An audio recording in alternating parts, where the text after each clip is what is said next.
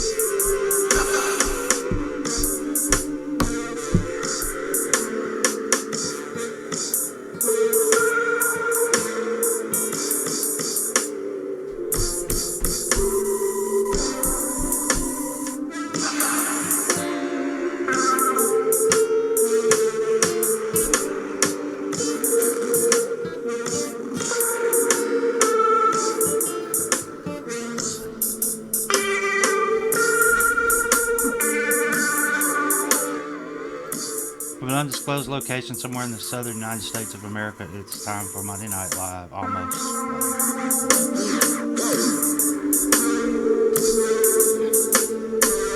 Almost, open parentheses, almost, close parentheses, live. This is the show.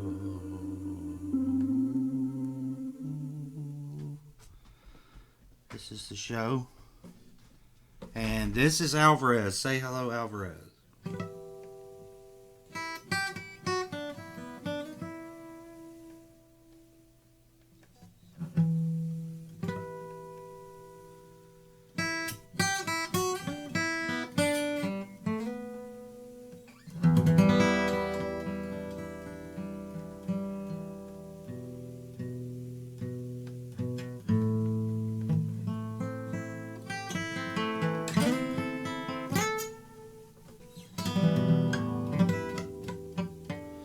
No, I didn't see that. Sorry. Well, so what do you think about that new Jersey Mike's commercial with Danny DeVito? Does it give anybody else the creeps? Part of it is the fact that he says, their slogan is they slice it right in front of you, which I get. They're trying to say, look, we're honest. This takes place. We'll show you what we do. But to me, to my ears, the way he says it, it has an opposite ring to it. They slice it right in front of you. That has the opposite effect. It's like, what did they do to it that they brag about it like that? They slice it right in front of you. Yeah, that makes it seem really weird, man. I've got a new butler, and his name is Jarvbury, and he reaffirms me. How am I doing? Jarvbury? Oh, very, very good, sir. Yes, sir. I'm doing very good, he thinks. Okay, cool. Thanks, Jarvbury. And so like it's time for the 6-gun $100 trivia challenge. One way or another. Yeah, I got 2 minutes to midnight. Won't you give me 3 steps? Give me 3 steps, mister. 5 to 1, baby. 1 and 5. This song is just 6 words long.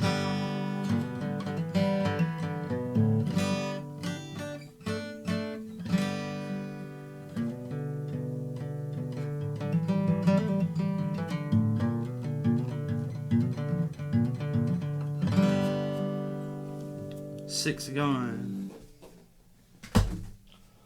$100 challenge. Here's the box of Trivial Pursuit Baby Boomer Edition cards. I got something to write on. I'm going to move the microphone back a little bit and try not to bump it too loud because it'll make a heck of a noise. Okay. Be quiet. Excuse me. Okay, trivia question. Drawing at random. If I get all 6 of them, I win $100. I've got my pencil. I've got my Sharpie. And the first question is television. Who starred as Dr. Conrad Steiner on Medic? Never heard of the show? Have no clue. Conrad Steiner. Scott Steiner, I don't know. Who starred as Dr. Conrad Steiner on Medic? Take a wild guess. I'll come back to it. Stage and screen. What kind of animal did Pinocchio almost turn into? What kind of animal did Pinocchio almost turn into? A cricket? Like, I don't know. Nightly news. I want to do. When it won't make me sad.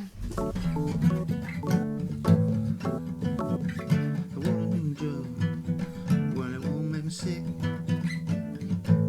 When it won't make me crash my car. Make me feel thick. I want a new drug. Nightly news. Huey Lewis in the nightly news. Who followed Queen Wilhelmina of the Netherlands to the throne in 1948? Who followed Queen Wilhelmina of the Netherlands to the throne? Who followed her up there? Her dog. Her little doggy. Her little doggy. Pooh Bear. Her little doggy named Pooh Bear. Publishing. How much did San Francisco's Examiner pay 17-year-old Australian Stan Thornton for delivering the first chunk of Skylab? I didn't know where that was going for a second. How much did they pay him? Skylab was falling and a piece fell in Australia, and this kid named Stan Thornton had a piece, and then so the newspaper was going to pay him a certain amount, and I would say that I paid him $17. Lawrence Taylor. What astronaut to be gained the nickname Mig-Mad Marine after shooting down 3 communist planes during the Korean War? Can you believe that? The planes themselves were communist. That's how that much they were infiltrating. They were communist planes during the Korean War. What astronaut to be gained the nickname Mig-Mad Marine after shooting down 3? I would say Marine. When I think of a Marine astronaut, I think of John Glenn, Neil Armstrong, I think of. Right? No, I think of... Yeah, I'm going to say John Glenn. RPM. What corner was Madame Ruth's shop at where she sold her love potion number 9? That's a song.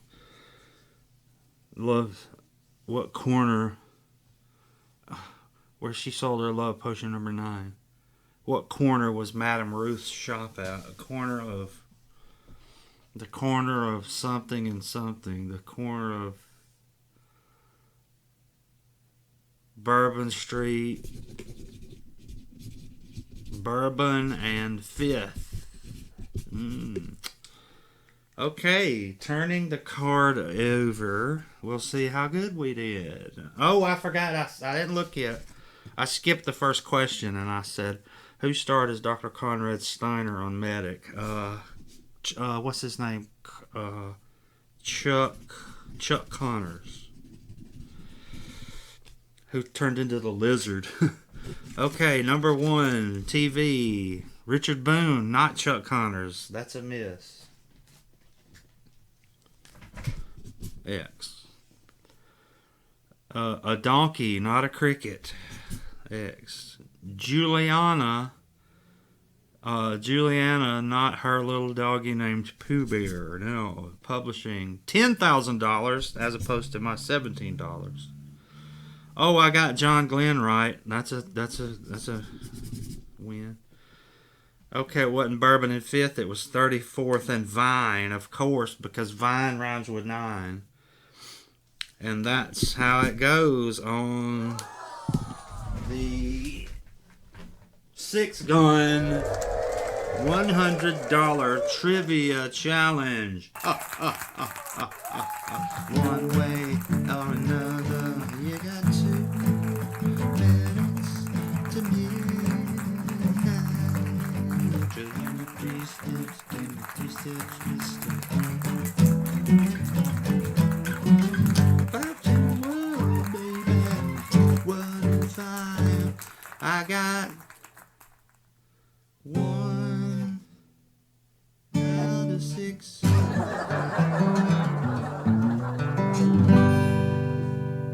I got 1 out of 6. Okay. Get that out of the way. We're done with that. Put this back in the box proper way. Backwards. Put the top back on it so we'll have it ready for next time. We're gonna do a commercial here. Let's do a commercial. When you think of summertime, you think of having friends and family over and hanging out by the pool. If you need help getting your pool and your yard summer ready, give Southern Lawn and Pool a call. They've been in business for over 30 years and can handle all of your pool and lawn care needs, such as computerized water testing that ensures chemicals are added properly, landscaping, custom weed control, and much, much more. Weekly, monthly, and yearly services available, as well as friends and family plans and military discounts. For more information, call 251-616-1969 or visit Southern Lawn and Pools on Facebook.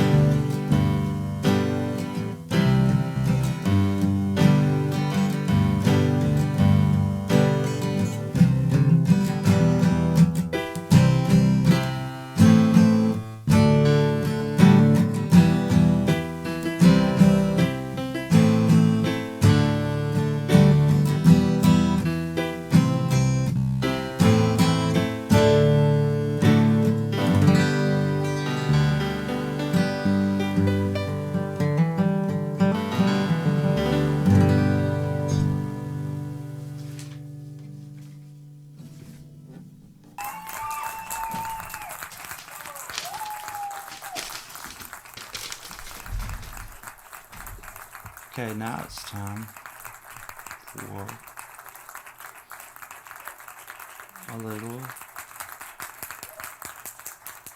just a little thing we like to call 5 Reasons Why.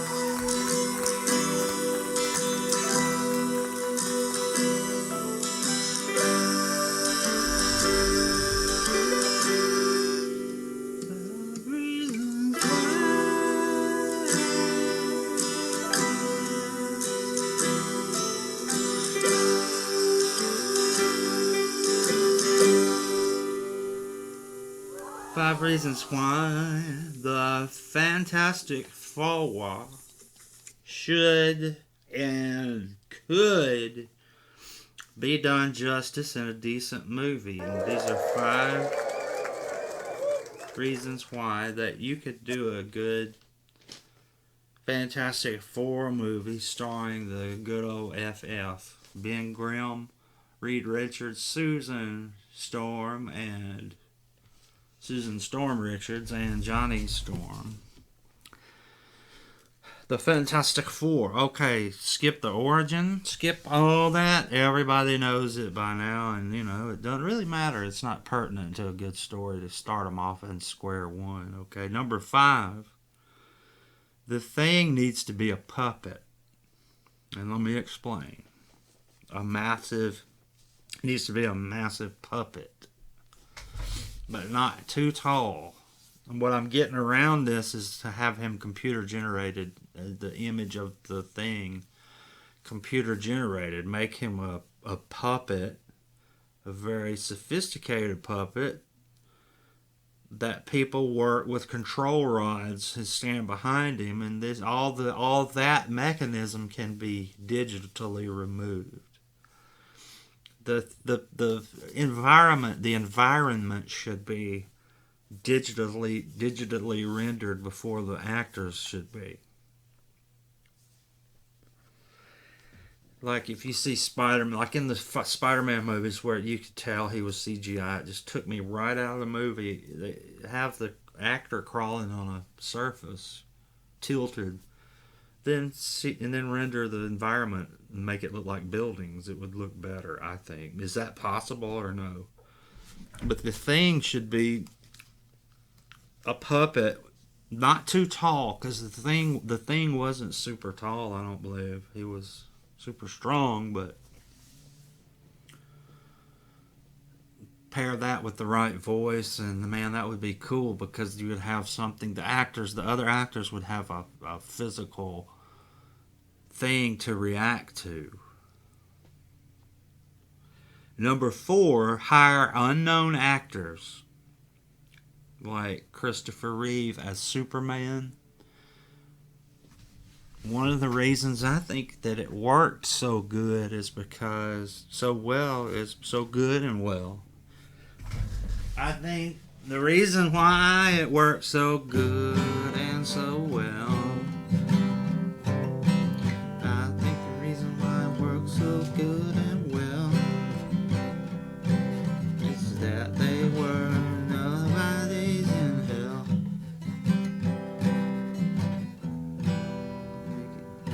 Let me tell you why I think the reason why it worked so well, baby. Just because I think there's one reason why it works so well.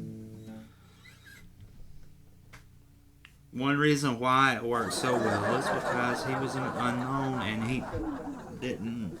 That's the role he was known for. I mean, I think that gives it more of a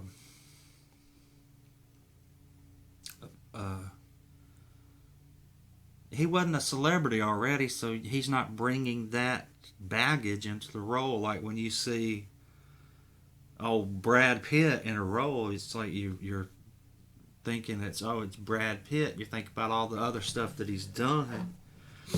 Nothing against Brad Pitt. I mean,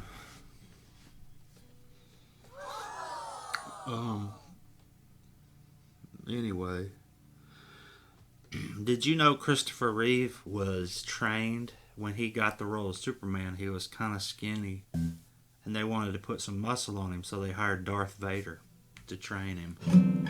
And that's a true story. You can look it up.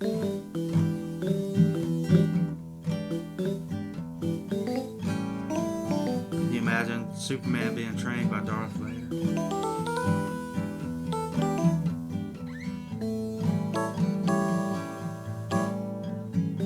Are you imagining it? And then, number 3, write a story that centers around them as a family, because that was always the one of the main ingredients to a really good Fantastic Four story, was that focusing on the fact that they were a family and they were like squabbled as a family, but they stuck together. I would advise anybody who is going to write the Fantastic Four movie, I would advise you to watch The Incredibles over and over. The first one, over and over, till you get it. Okay? Number two. Number two. Number two. Number two. Number two. Number two. Number two. Number two. Number two. Number two. It's number two. Number two. Number two. The Mole Man. Period. The Mole Man. That should be the villain in the first Fantastic Four movie. Not Doom. Stop trying to put Doom in their origin story. It makes me think that Victor has his hand in the Marvel Universe somehow. That Doctor Doom is actually influencing Disney. He's taken over Disney and he's inserting him. He says, if you don't put me in, he's inserted his armored gauntlet in Disney and has his armored gauntlet in. But he's making, anyway, I think I made my point, right? I think I made my point loud and clear. Okay, number one, get somebody who knows the characters to write it. Get somebody who understands the characters, because that's the flaw with a lot of these superhero movies. I can tell they're written by people who don't have a grasp on the characters that I know and love. Now, I will personally vet these people. I will volunteer free of charge to interview anyone that you have that thinks that they can write a Fantastic Four story. I will vet them personally. But it might turn out to be like the Genesis auditions for singers.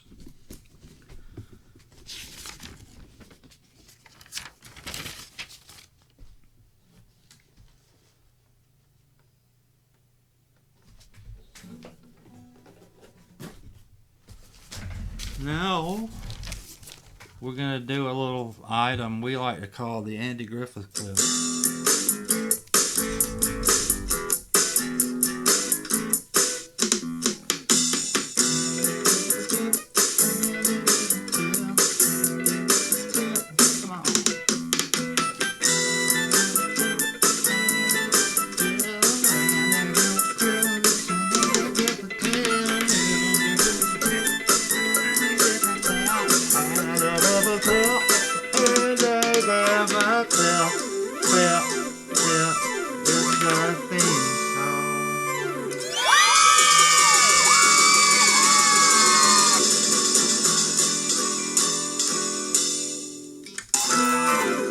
The Andy Griffith clip of the week, and it's from an episode called Opie's Hobo Friend. It's from Opie's Hobo Friend. That's the name of the episode. It's from season 1 or 2, maybe, I think 2. I don't have that information right in front of me, but I think it's from season 2. At the beginning, Barney is talking on the phone when Andrew enters the room. Yeah, well, sure now. Well, don't touch a thing. I'll send one of our men right over there. Boy, Andy, everything's breaking loose. First, Mrs. Tillman had an apple pie stolen from a window. Now, Jess Crawford just reported a chicken thief. It's a regular reign of terror. And what's more, I got a pretty fair idea who's behind it. Your friend, Pete the Tramp. Now, where's my gun? Where's my gun? Hey, Paul. Hi. You're just in time to join me and Barney for lunch. Aunt Bee made us some extra special bologna sandwiches. I already had lunch, Paul. You did? Mr. Dave. What'd you have? Roast chicken. You set up the roadblock, I'll get the car. Wait a minute. Sounds like quite a feat. For dessert, we had apple pie. Where did Mr. Dave get the chicken and the pie? From the same magic he uses all the time. Tomorrow, he says he's gonna have beef steak. Beef steak? Oh my gosh, there goes a whole girl.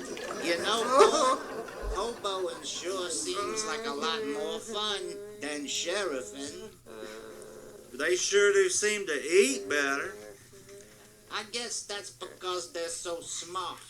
Mr. Dave invented the Gollywoggle Super Fish Catcher. He gave me one to keep. Hope you better run back to school. Okay, Paul. Now, are you satisfied? A fiend's on the loose. Citizens living in terror, we gotta go down to his shack and smoke him out. Yeah. Use tear gas. Yeah, I believe I'll go down That's a good to idea. pay him a visit. Yeah, we'll move in from the high ground, surround him, throw a cordon around his hideout. Let me see if I got my bullet. You Okay, yeah, stay let's here. go. I'm going alone. What? Sheriff Taylor takes the squad car out towards the edge of town where Mr. Dave has a lean-to set up.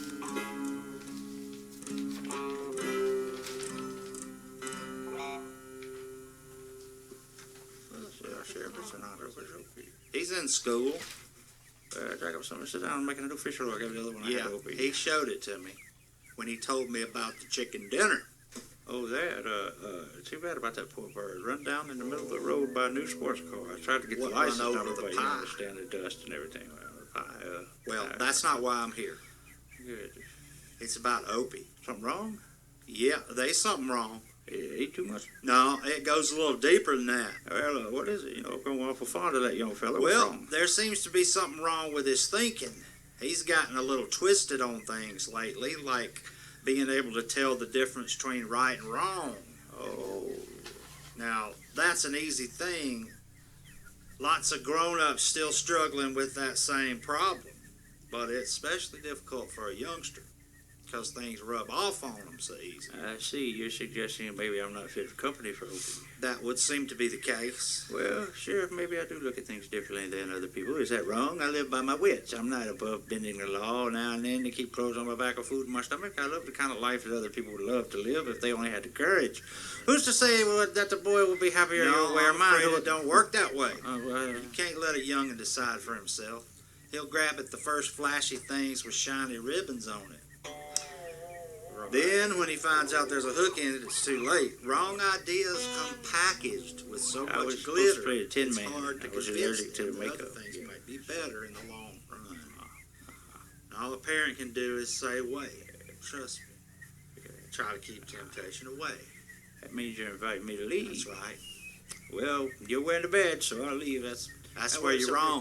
Well, That boy thinks you won't just let about me say everything you nothing. do is perfect. So my problem's just beginning. You've left behind an awful lot of unscrambling to be done. Now look here, Sheriff. Goodbye, Mr. Dave.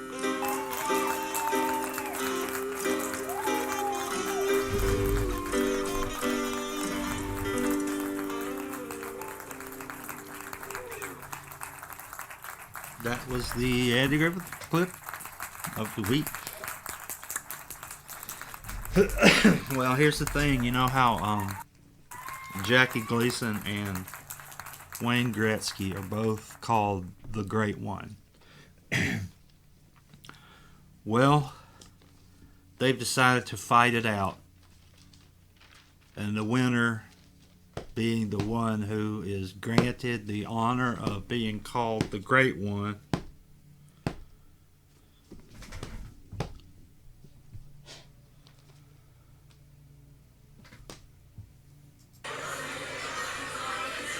welcome to the arena right now. This is a fight to the death, so keep that in mind. And now the battle begins. Gleason is looking good as he moves around Gretzky like a jungle cat stalking his prey. And Gleason gets in a shot to Gretzky's head. And another. This Gleason is agile. He moves like a dancer. But there's Gretzky with that hockey stick right in Gleason's face. He's fast with that stick, boy. Ooh, Gleason is dazed. And Gretzky attempts a body check, but it's not all that effective against Gleason.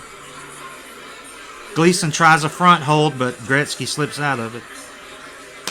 Oh, Gretzky connects with a left hook, and Gleason is hurt. Wait, what's he doing? Gleason is taunting Gretzky with the to the moon bit.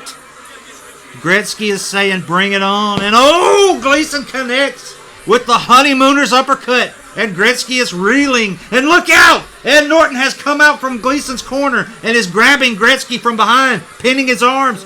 Gleason has moved in and is pummeling the helpless former MVP of the NHL. This is a revolting and disgusting display. The referee skates out and is giving Gleason a penalty of misconduct. The referee has given Jackie Gleason a misconduct penalty. Norton is escorted off the ice. That Norton. Priceless.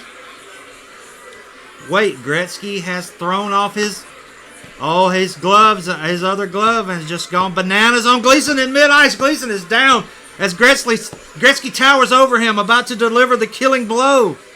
Wait, Gretzky drops Gleason's unconscious body and shouts out that he won't kill him. He says no, he won't kill him. What a match, ladies and gentlemen. What a match. Gretzky, the victor. And now let's do this commercial. Wake me up before you go. What's happening? I don't know. This summer. Don't leave me hanging on like a yo-yo. What's happening now? I still don't know. Wake me up before you go. The Materialization, rated R.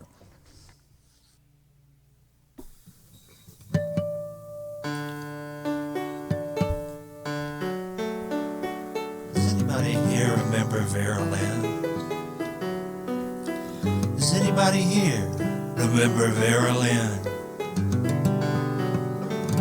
Does anybody here remember Vera Lynn? How about shopping at True Value store? True Value, it's the place to go. Shop there, why don't you? From the producers of Mr. God.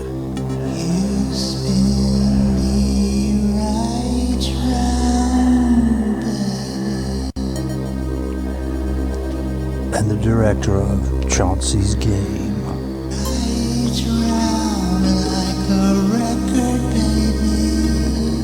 What's happening? I don't know. Comes Toe Line Cinema's latest horror masterpiece.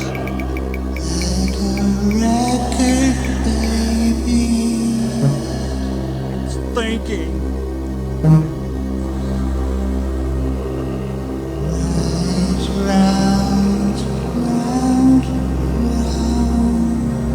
It's haunting us.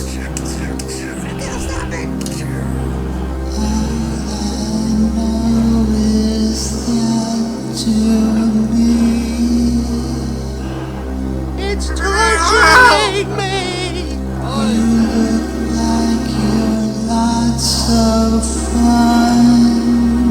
It won't stop. Why should it want to stop? Stop. Open up your loving arms. No, I'm on the right move. Watch out. Here I come. Oh, ouch! That hurts. The Soothsaying, rated R.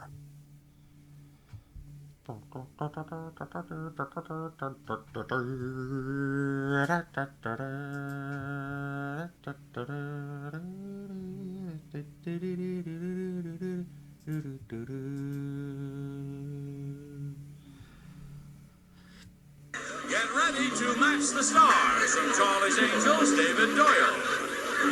Brett Summers. Charles Nelson Riley. Juliet Prep. Get ready to match the stars from Charlie's Angels, David Doyle. Brett Summers. Charles Nelson Riley. Juliet Prowse. Richard Dawson. And Patty Doyle. I'd say that's a boom shakalaka. Very good, sir. Boom shakalaka, sir. Yeah. Let's take some calls. Want to? Take some calls. Okay. Alright, okay. This is Casper in Fresno, California. Casper? Fresno, California. Casper. Hello? Yes, hi, Casper. I'm having a little trouble getting to sleep. Oh? Yes. Well, can I help you? Will you tell me a story? Sure. Oh, thanks. Once upon a time in the faraway land of Tralali, there was an isolated village called Isoberg. And when I say it was isolated, I mean isolated. They lived in the middle of miles and miles of dense forest. But they had a lake and they did all right. One day the village was visited by an evil wizard. As far as wizards go, this guy was pretty lousy. All he knew were some card tricks, and he wasn't even very good at those. But what he was good at was convincing all of the people that he was more powerful than he actually was. Well, Casper, okay, he went to sleep. So let's go to Parker Lewis in Portland, Oregon. Hello, Parker. Hey now, I wanted to talk a little bit about high school football. Okay. I wanted to talk about our local team here. They're going to be real good this year. Oh, yeah? I think we got a real shot at state this year. State, huh? Yes, sir. Our quarterback is one of the best, if not the best, quarterback our school has ever had. Is that a fact? Yes, sir, it is. He's a class act on and off the field. Now, I had an opportunity to sit down with this young man, and I'm here to tell you that he's a good, upstanding young athlete. Yeah. He's got a heart as big as all outdoors. And Maybe you should take him to the doctor. boy, And his heart's that big, maybe you now, should... there ain't no call for that kind of smart mouth. You're in for a rude awakening, buddy. Okay. Let's go to Flash in Thunder Bay, Ontario. Flash. Hello. Hello. Hello, Flash. You're on the show. I was wondering if I could trouble you for a moment about something that I find rather odd. Sure, go ahead. I find it rather odd that people, when greeting one another, Yeah. will often say, "Hey, how are you?" to Yeah. each other, Yeah. and neither party will ever answer the question. Yeah, that's a good one. Thank you, and goodbye. Okay, goodbye. That was pretty good, Flash. Okay, Harley in New Iberia, Louisiana. Harley. Hello. Hello, hey. You're a fine man, David Foster, but I've got to tell you one thing. Yeah. Tain't a lick of shame in hanging out in the bar while the men do the fishing. Well, I think I know what you're implying, Harley, and I don't think I like it very much. Well, sometimes the world ain't for you to be liking or disliking, David Foster. Okay, whatever. Well, let me tell you one little bitty little thing, laddie. Okay, go ahead. At midnight night the devil knows your middle name and the good Lord don't recognize ya. Oh, that's very non-interesting. Sarcasm is the devil's Benadryl, David Foster, and it makes your... All right, let's keep it civil here, okay? Just kind of... Did you accomplish the task that I requested of you earlier? Oh, I gotta go, laddie. Okay, Harley, we'll talk to you later there, buddy. Let's go to Who's This? S.T. Nicholas in Bowling Green, Kentucky. S.T., hello. Hey, Hey. what do you think about these Marvel movies? Well, I'll tell you this. I watched the first Spider-Man movie and I felt a gnawing at my soul. I didn't know what it was, but then I saw the Avengers and Captain America and Iron Man and all that, and Fantastic Four movies, and something was gnawing at me, and I think it was a rat. I don't like them. I don't think that that merging with Disney was maybe not a very good thing, but this has been done to death all over the internet. People railing about the low quality of most Marvel movies, and I agree. I just want to throw my hat in the ring of agreement with that because it's all spectacle and not any kind of substance. I agree with Martin Scorsese that they're not really movies. I know he backtracked it because I don't know why, but I got to tell you, I think that they're written by people who don't understand the characters most of the times. At least this is just me from my perspective. These are the characters that I grew up with and I love. And I grew up reading the comics, but to be honest, the comics there would be one really good one and for 10 of turkeys, badly drawn and badly scripted comics. So the movies are kind of like that, an accurate reflection of Marvel Comics, in my opinion, in my experience from the, I don't know if it's I think it's the Bronze Age in the 70s and early 80s. I don't know if it's the what age it is, but that's the one I'm familiar with, and they're just not really my characters, man. I don't know. I just don't dig it. I don't think they're like I said, it's an accurate representation, and the movies have moments that are great here and there, but overall, I have to object. I have to enter the ring of strong objection to where it's going and what it's doing, what it's supposed to be. It's not true to the characters that I love and the ideas that I have of them.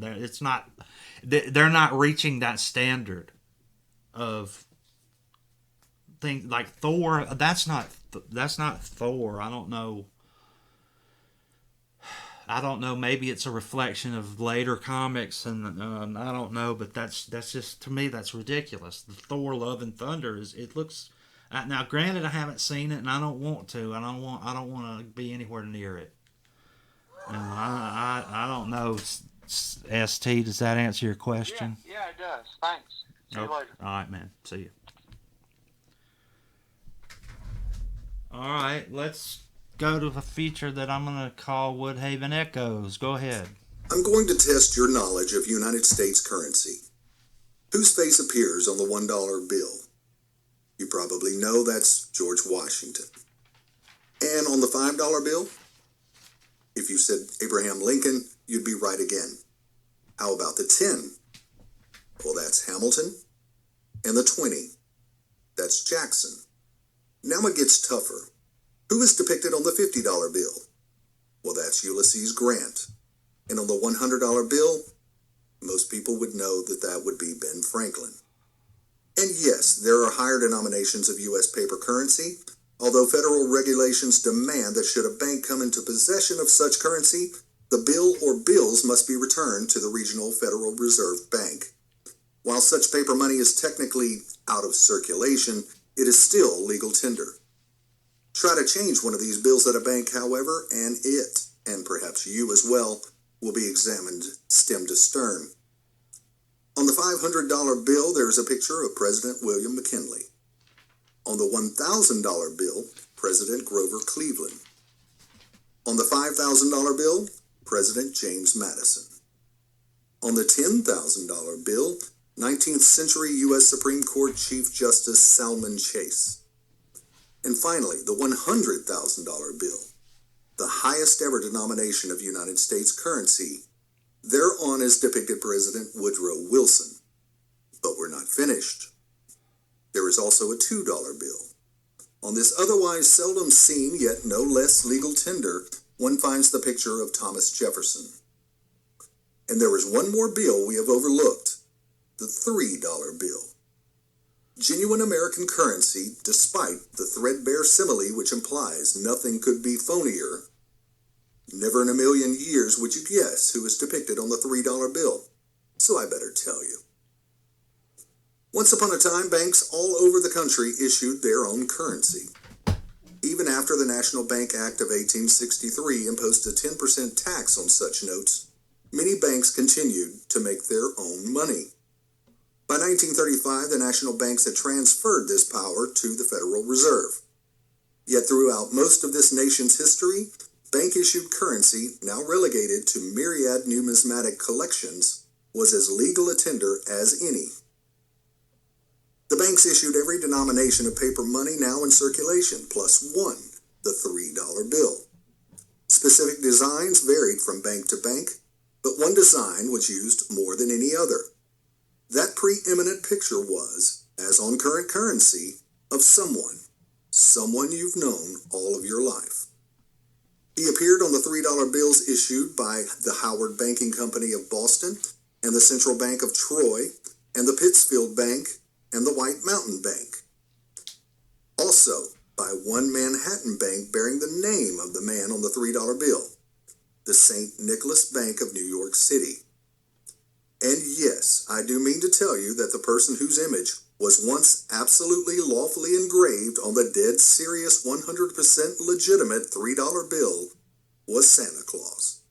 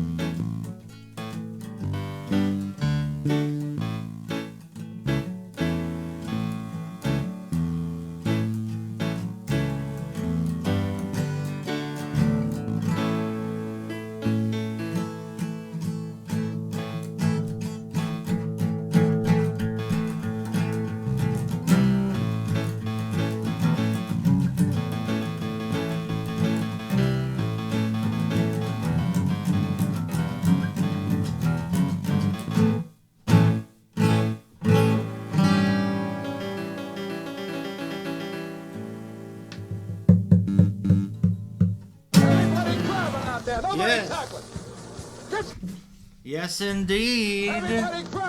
Rock on, right, Jarbury? Rock on. Yes, sir. Rock on and all that. Yes, sir. Yes, Jarbury. You might know who we are. We know who you are. And I've got 2 tickets to Paradise. Won't you? The giant. The giant's coming. Okay. I'm ready. Got it. Okay, I'm ready. What is the password? Philadelphia. Thank you. He's walking away. I don't know where he goes. He disappears over the horizon.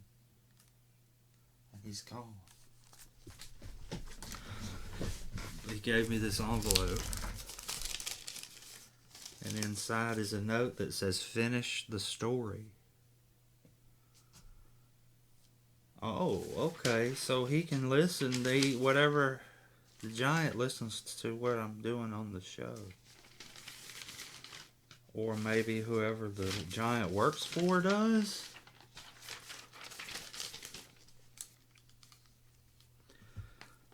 Anyway, where was I? Oh, yeah. The so-called wizard convinced the villagers that he was all-powerful. He duped them into thinking that he could always hear what they had to say about him. And so he kept them in a grip of fear. So it went on for years. The wizard taking anything he wanted from the villagers, robbing their stores, just having his way with whoever he wanted. They lived in total fear of him, and it went on like that for several years until the wizard died of pneumonia, presumably after a night of legendary debauchery. The end.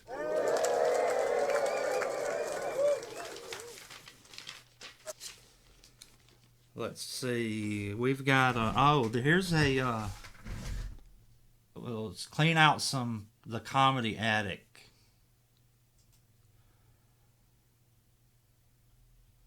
Did you know that Bill Murray auditioned for the role of Professor X in the X-Men? The first X-Men movie? I got a clip of his audition that's never been heard before. Check it out. Here's Bill Murray auditioning for Professor X, and they were letting him like improvise. So here's the roll it. We're mutants. There's something wrong with us. Something very, very wrong with us. Something seriously wrong with us. I can kind of see why he didn't get the part. I love Bill Murray, but I can see, how he wouldn't get it. Right, Jarvery? Oh, very, very good, sir. Boom shakalaka, sir. Boom shakalaka. Boom shakalaka, Jarvery. Oh, very, very good, sir. Boom shakalaka, sir. That's correct. That's correct. Oh, very, very good, sir. Yeah. Yes, sir. Yes. Rock on, Jarvery. Yes, sir. Very good. Rock on and all that, sir. Yes, sir.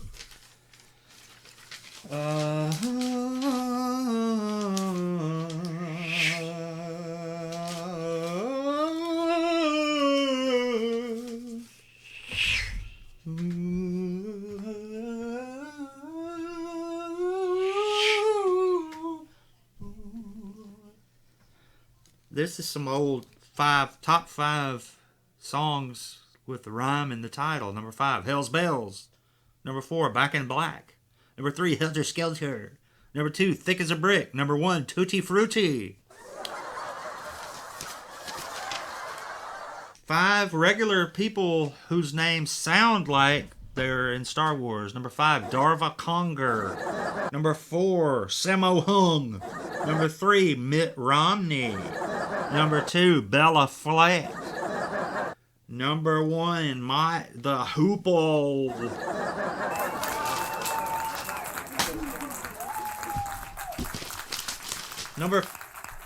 Top 5 colors. Number 5, purple. Number 4, brown. Number 3, red. Number 2, green. Number 1, blue. Everybody grabbing out there. Nobody tackling. Get grabbing, everybody. Grab. Top 4, blankety. This one has a spot open if anybody wants to finish this. Top 5, blankety blank names. Number 5, Marky Mark. Number 4, Melly Mel. Number 3, Richie Rich. Number 2, Doggy Dog, Snoop. And number 1's blank. Blanky blank.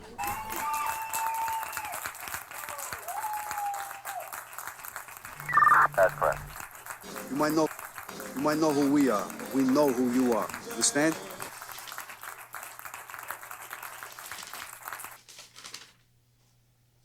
Everybody grabbing out there.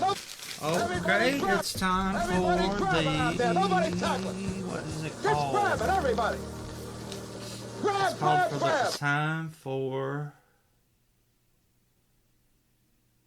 the word of the day.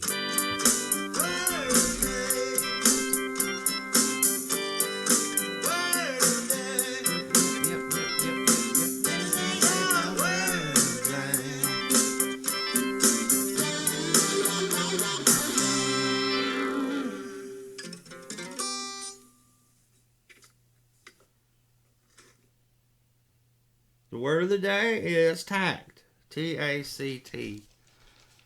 Tact.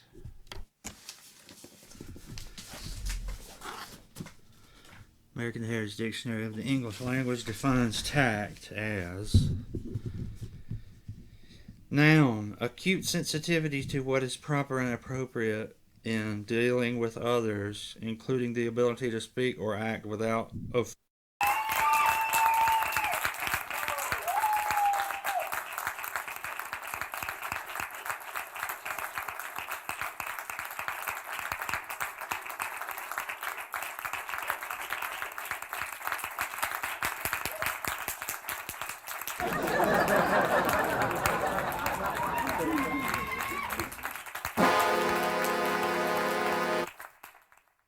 Well, Lord, I've got 'em. I've got the honky-tonk blues.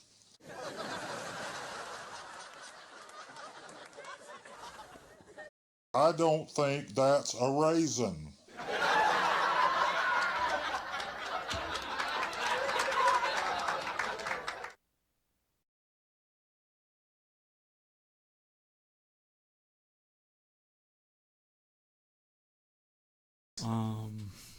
Well, we're waiting.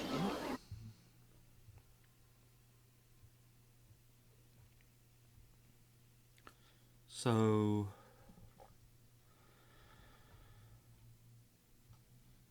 That's right.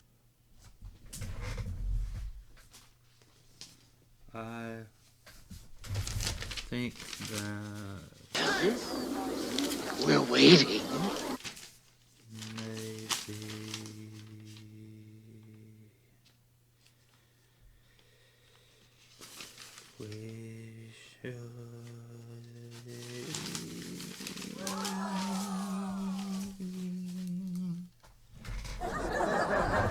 maybe we should maybe I should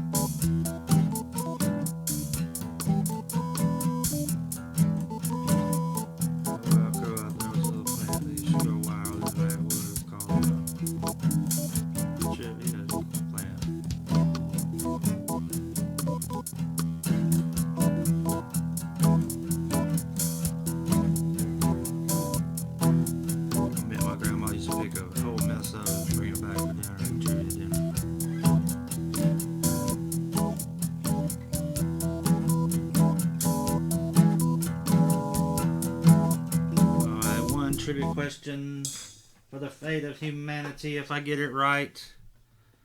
Humanity is saved if I get it wrong. Humanity is doomed. And the question is, what smash Japanese duo named Me and Ki failed to conquer America? What smash Japanese duo named M-I-E and Ki failed to conquer America? And I'm going to guess Pink Lady. And guess what? It's Pink Lady. Humanity is saved once again by my superior trivia knowledge. Hooray, hooray.